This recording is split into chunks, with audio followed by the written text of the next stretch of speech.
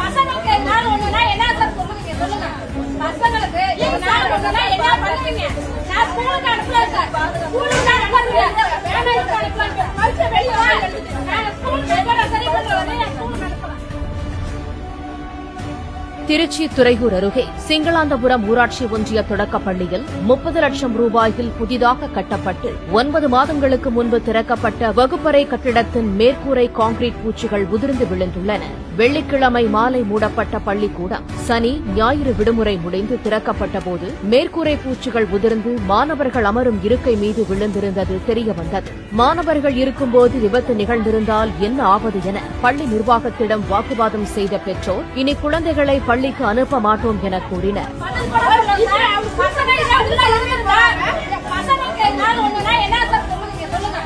பசங்களுக்கு